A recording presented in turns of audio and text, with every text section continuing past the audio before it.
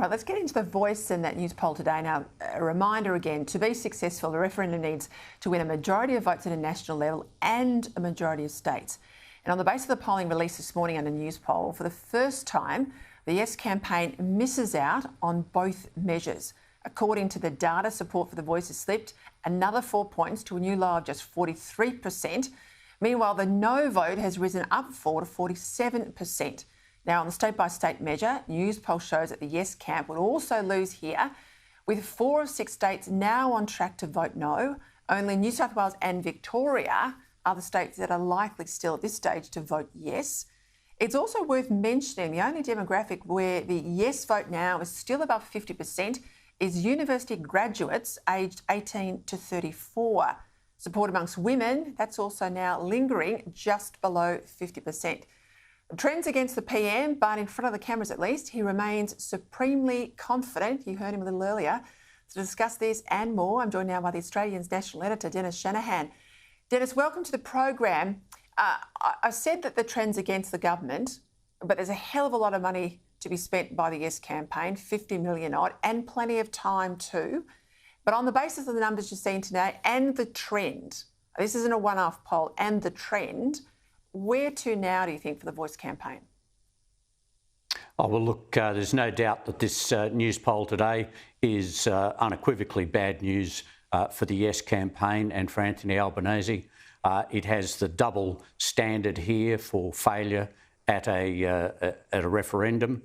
But there are a couple of things here we need to recognise. Anthony Albanese remains absolutely optimistic and confident that it will still win. He's not going to change direction or tack, and so he's not going to withdraw or defer. Too much of that would appear to be giving in to Peter Dutton's request last week to defer the referendum. So the politics of it are that Anthony Albanese is simply not going to do that. The other positive aspect for the Yes campaign is that they do have tens of millions of dollars to spend, and the formal campaign has yet to really begin, and we'll see a big advertising campaign. And again, the Prime Minister says all of these leading groups, businesses and so forth will help. But look, the trends in the poll have got an even deeper danger for the Labor Party here. They are fighting against a falling momentum. It's very difficult to recover momentum once it is lost in a big election campaign like this.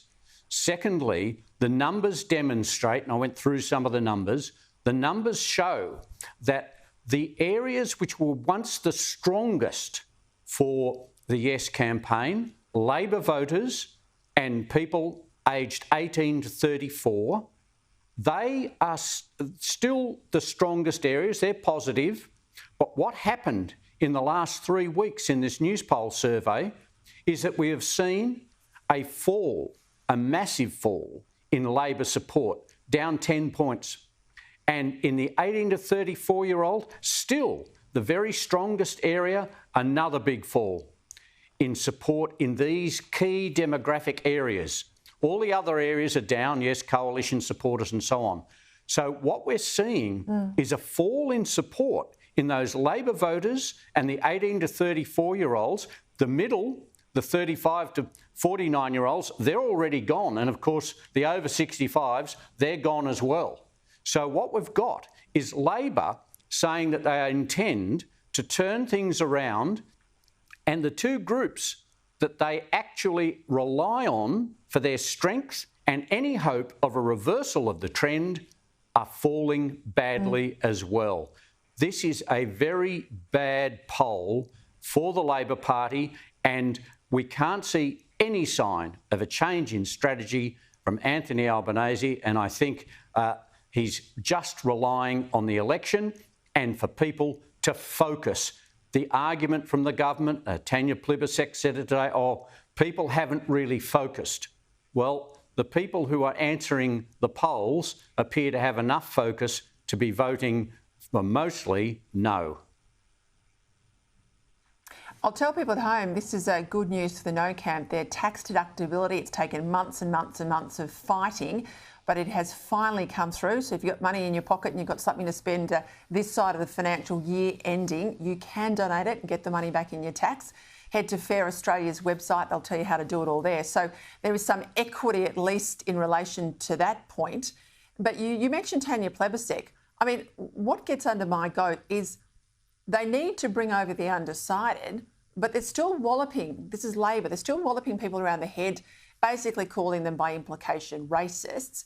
And Tanya Plibersek today saying that basically this is just all a nasty scare campaign by Barnaby Joyce and the National Party, which doesn't address the deficiencies in the Yes campaign. If it's all the other side's fault, then the implication is there that your campaign's in good shape. Well, their campaign's not in good shape, Dennis. 1 minute it's a modest change. The next minute it's so important that no government will be able to ignore this voice. He tells you that they're going to be elected, but you find out when you read the detail, in fact, they'll be selected, and he can't really confirm how that will happen until if and when this thing gets up. It will cost hundreds and hundreds of millions of dollars to operate, as you and I both know. This is where they're caught out, and a lousy advocate in Linda Burney. Well, there's no doubt that they've got quite a few problems on this front. And the government has also got a problem in the extent of the unknowns. You see, in the polling, Tasmania is always very difficult to poll. It shifts about. South Australia in the news poll is a bit close. So the government is also saying, oh, well, look, we need the unknowns, the people who don't know, to declare for us, and that'll get us back our momentum. But this is another part of the internal numbers here, because it isn't, according to Murray Goot, the Emeritus Professor of Politics at Macquarie University, it's not a shift here from don't knows or unsure into the no campaign. This is people shifting directly from yes to no. So that what we actually have is still a large group of unknowns and we don't know where they'll go. But again, the trend is for people to go directly from yes to no. This is very bad for any campaign trying to reverse momentum. And that's because they were soft yes, because I think Australians have enormous goodwill on the issue of reconciliation and recognition. But as they found out that it's nothing like that, it's a Trojan horse for all these other things that they don't like treaties, I think that's why they're moving from yes to no. Before we go, Simon Crean. I made mention of this last night on my social media when the news first broke. My husband and I lived about a street away from Mr. and Mrs. Crean in Albert Park, and Brian at the time was obviously running the Howard election campaign against Crean when he was party leader. But we often ran into each other at the shops, and I tell you, you couldn't find a more charming and friendly bloke, and his wife was, just as lovely as he was. A real gentleman of politics, Dennis. You would have known him well. How will he be remembered? Because this is a shock loss overnight. It apparently was in pretty good health until now. Yes, well, look, I reported on him, and I in fact, had dinner with him in Canberra a little while ago before he was going off to various places. Of course, he was still working quite solidly on European-Australian trade. He was a decent and honourable person. As a politician, he was absolutely straightforward. He stood for what he believed in, and he believed in what he stood for. But the thing about Simon Crean was he was tough and he was hard and he made hard decisions, but he didn't actually hold grudges and he had a sense of humour. You could criticise Simon Crean as a journalist and he would talk to you. He didn't take it to heart or personally, and he was such a great leader of the Labor Party.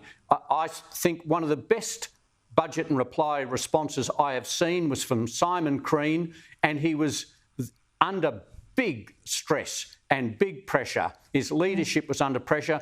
He actually talked to the people about what he believed in and what Labor should believe in and how it should be gone about. He was a leader who looked at the centre, and I think that he'll be regarded and remembered for his decency and humanity as a Labor leader.